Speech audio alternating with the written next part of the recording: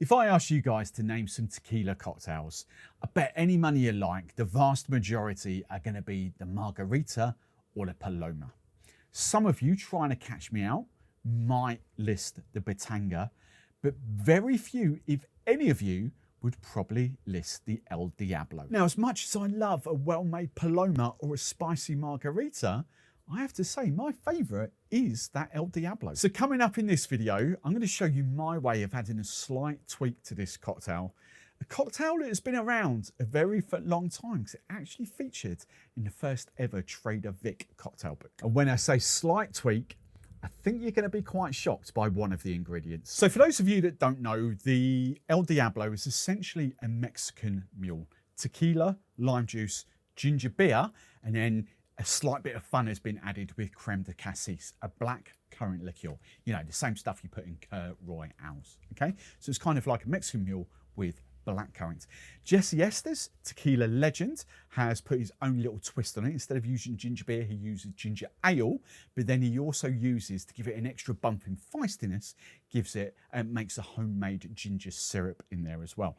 But essentially, they are the same sort of principles. It's a Mexican mule with black currant. Now, you might be thinking, how the hell can you kind of riff that up and still keep it being an El Diablo? Watch me. So first off, let's start off with our tequila. Cascabel Reposado. I think a Reposado works really well with ginger. I don't think you want a Blanco tequila for this. I think you do want a Reposado. But your favourite sort of tequila, whatever brand you like to use, we're going for 45 ml, 1.5 ounces. By the way, in the comments, this is the third video now. Give me a thumbs up if you like me using a glass cocktail shaker, or a thumbs down if you're really not bothered and prefer just to use a tin shaker. Now, our first bit of amped up gingeriness is coming in the form of King's Ginger. I've spoken about this quite a bit recently. I really like it now. I fell out of love with it. I think the recipe's slightly changed. I think the citrus has been dialed back to when it first got revamped in 2020, 2021, whenever it was. But I've fallen in love with it. It's really strong, 30, I forget the ABV of this. It's quite a strong little bugger, 29.9, so 30% ABV.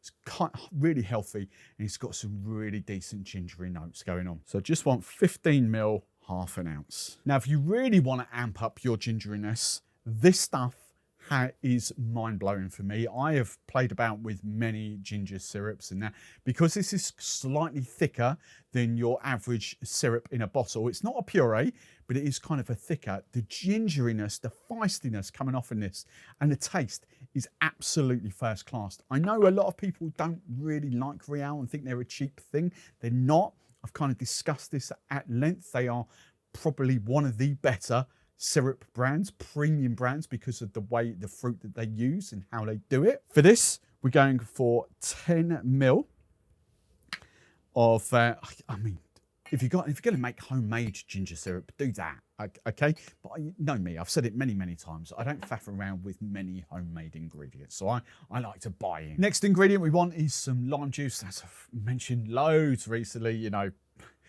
if you make loads of cocktails, why would you buy fresh limes when this stuff is essentially fresh limes? It's 100% lime juice, no antioxidant, nothing else added. It's really tasty, and it's actually cheaper than buying limes. So for this recipe, I'm just doing 22.5 ml, 3/4 of an ounce. Now, I'm in a world where I don't actually ever have creme de cassis. I don't use it. I haven't had a bottle of cassis for God knows how many years. But I do go through tons and tons of creme de mule.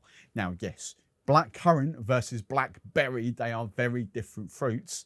But if ever I've done riffs on Kir Royales and stuff and used creme de mule, people love it. It's, you know, I've always got it for brambles. I go through tons of it.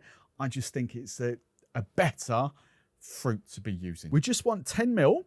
Hey, look, if you've got cassis, use cassis, but try it with creme de mule. You want 10 ml. I mean, if you're thinking that's the ingredient that's going to shock you, oh no, it's not. Then before the shake, I use it in most recipes these days.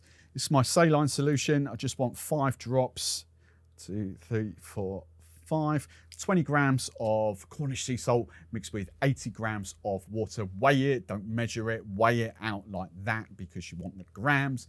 That gives you a 20% saline solution. As I always say, it doesn't make your cocktail salty, it just enhances flavors. And if you haven't seen that little new beast yet, look at that.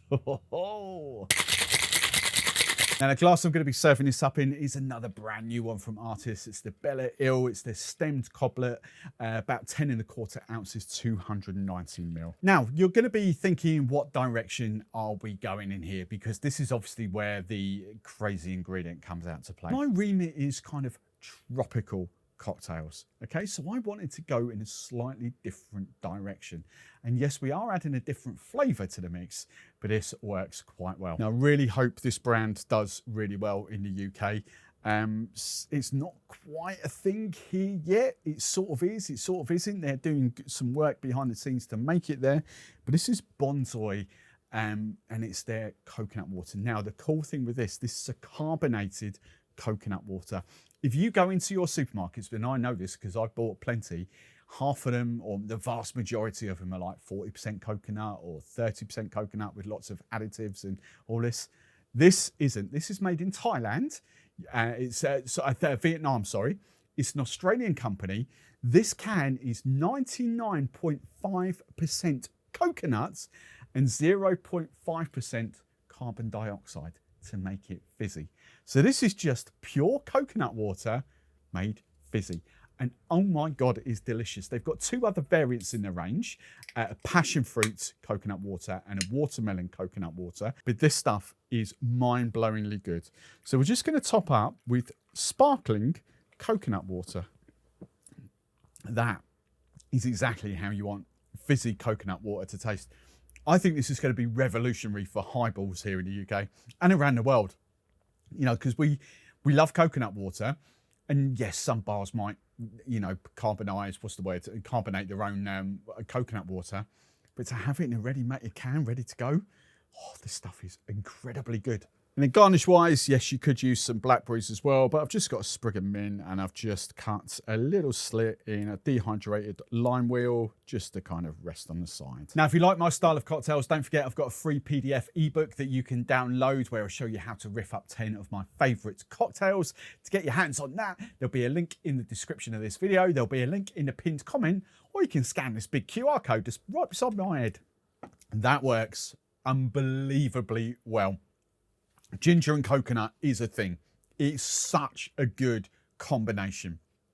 The subtle berry note that comes through there as well.